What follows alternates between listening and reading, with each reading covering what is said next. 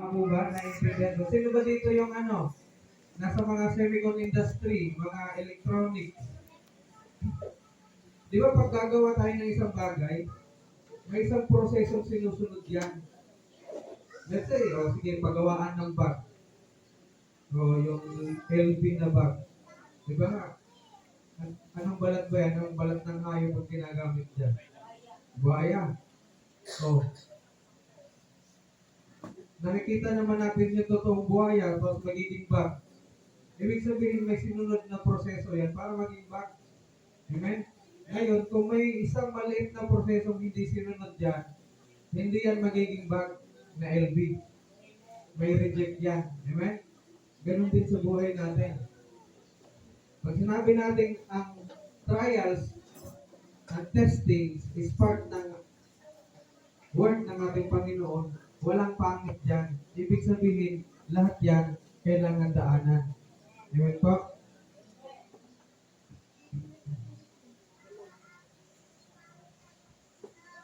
Yan. Next slide tayo. Acts 14:22. Ito, just to prove na ang trials and testing is a part of our Lord's plan or work.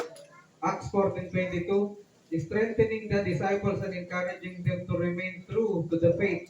We must go through many hardships to enter the kingdom of God, they said. Amen? Anong ibig sabihin? Pag sinabi natin kingdom of God, yan yung pamumuhay natin under the roof ng ating Panginoon. Pag sinabing kingdom of God, ito yung king's domain ng Panginoon sa buhay natin. Hindi ito literal na kingdom, baka isipin nyo.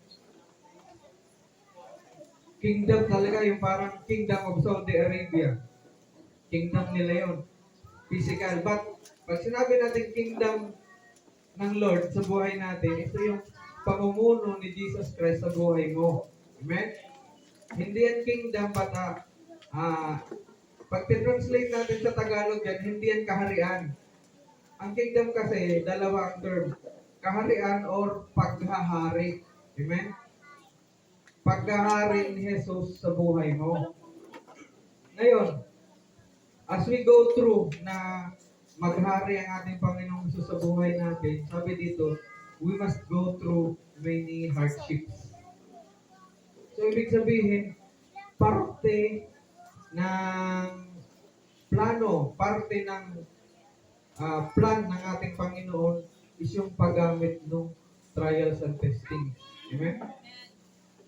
Just open yung ating isipan kasi actually nung Sabado pagpunta ko dito, wala pa naman talaga akong message, Pastor. But sabi ko nga sa Panginoon, gagamitin ng Panginoon yung hardships na meron ako para ma-share ko yung salita ng Panginoon. Ngayon, habang nag-aaral ako kagabi, nabot na ako ng alauna ng madaling araw. Nangungusap ang Panginoon, wag po kayong mag-alala, ako po yung unang tinuruan nito. Amen? Ako po yung unang tinuruan na hindi ko pala alam. Actually, naituro ko na ito dito, tong verse na to, but in business point of view.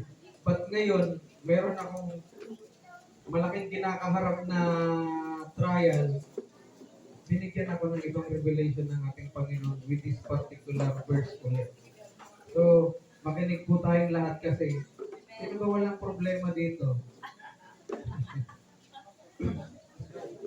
Pag wala kayong problema, sabihin nyo kung kakausapin mo kayo. Ang tingin ko walang problema dito yung mga nakaupo na lang sa kalsada, pangiti-ngiti mag-isa. Yun na lang siguro yun. Pero ngayon, lahat ng tao may problema, maliit, malaki, but ang problema kasi, pag tinignan ng ibang tao, maliit lang naman, pero doon sa mismong may problema, depende yun kung gano'n niya kinakaharap yung bagay. Baka sa iyo, maliit naman ang problema mo. Pero pag tinignan, pag siya mismo yung mismo kinausap ay namang problemado talaga. Kasi, nagdidepende yan sa tao humaharap sa problema. Amen?